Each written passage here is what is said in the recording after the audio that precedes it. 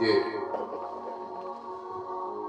Actes des Apôtres, chapitre 2, je lis au nom du Christ. Le jour de la Pentecôte, ils étaient tous ensemble dans le même lieu. Tout à coup, il vint du ciel un bruit comme celui d'un vent impétueux. Et il remplit toute la maison où ils étaient assis.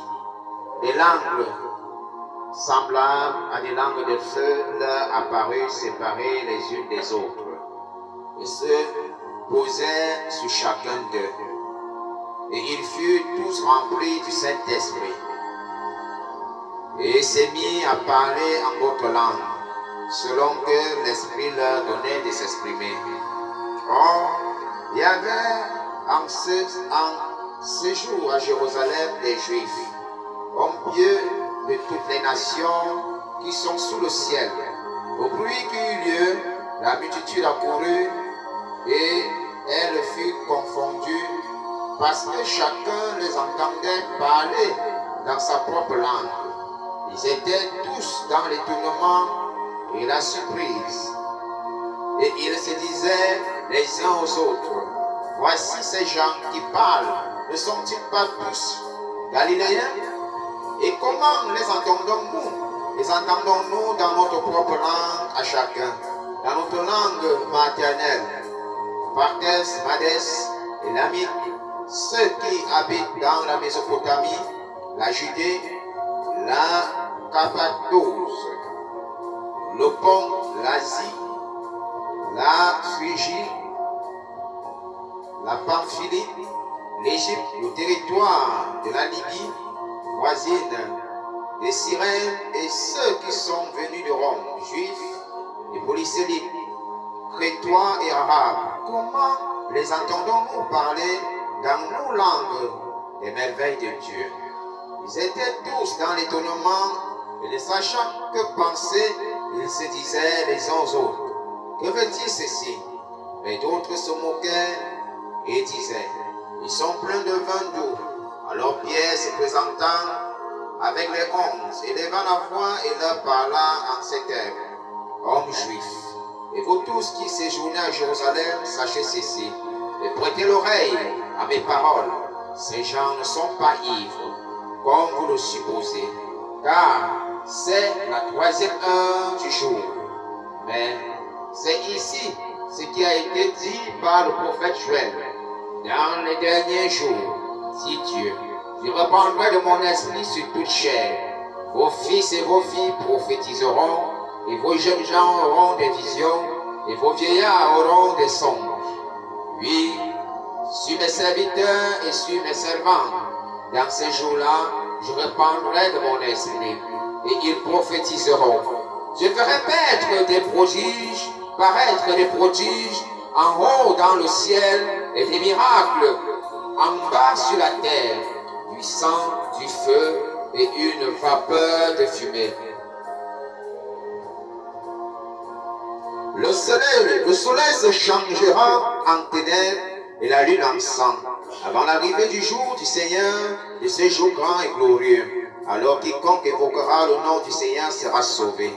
Hommes israélites, écoutez ces paroles. Jésus de Nazareth, cet homme à qui Dieu a rendu témoignage devant vous par des miracles, les prodiges et les signes qu'il a opérés par lui au milieu de vous, comme vous le savez vous-même. Cet homme, livré selon le dessein arrêté et selon la préscience de Dieu, vous l'avez crucifié, vous l'avez fait mourir par la main des impies. Dieu l'a ressuscité en le délivrant des liens de la mort, parce qu'il n'était pas possible qu'il fût retenu par elle, car David dit de lui, je voyais constamment le Seigneur devant moi, parce qu'il est à ma droite, afin que je ne sois point ébranlé.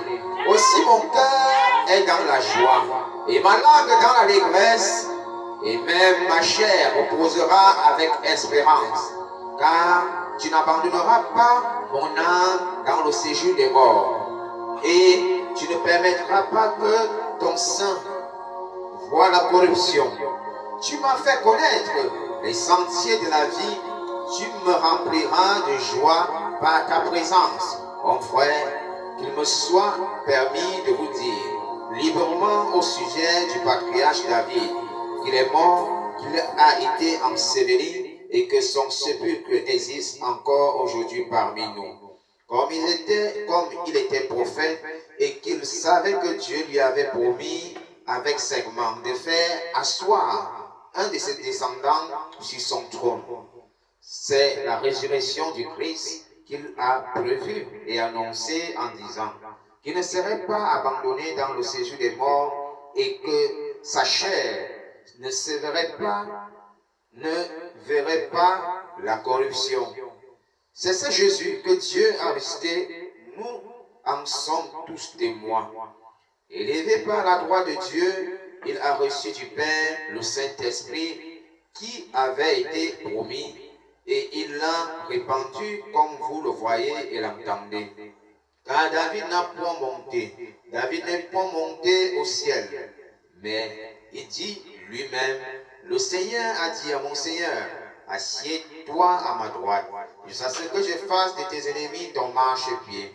Que toute la maison d'Israël sache donc avec certitude que Dieu a fait Seigneur et Christ, c'est Jésus que vous avez crucifié. Après avoir entendu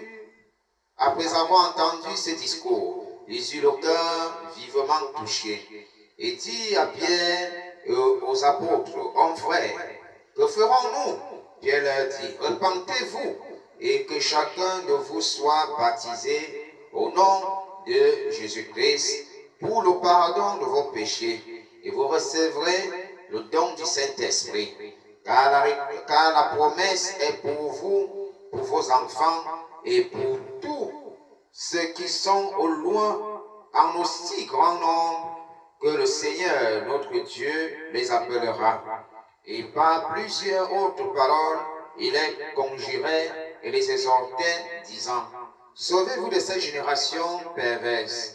Ceux qui acceptaient sa parole furent baptisés, et en ce jour-là, le nombre des disciples augmenta d'environ 3000 âmes. Ils persévéraient dans l'enseignement des apôtres, dans la communion fraternelle, dans la fraction du pain et dans les prières. La crainte s'emparait de chacun et il se faisait beaucoup de prodiges et de miracles par les apôtres. Tous ceux qui croyaient étaient dans le même lieu. Ils avaient tout en commun, ils vendaient leurs propriétés et leurs biens et ils en partageaient le produit entre tous selon les besoins de chacun. Ils étaient chaque jour tous ensemble assidus au temple et ils rompaient le pain dans les maisons et prenaient leur nourriture avec joie et simplicité de cœur, louant Dieu et trouvant grâce auprès de tout le peuple. Et le Seigneur ajoutait chaque jour à l'Église ceux qui étaient sauvés. Amen.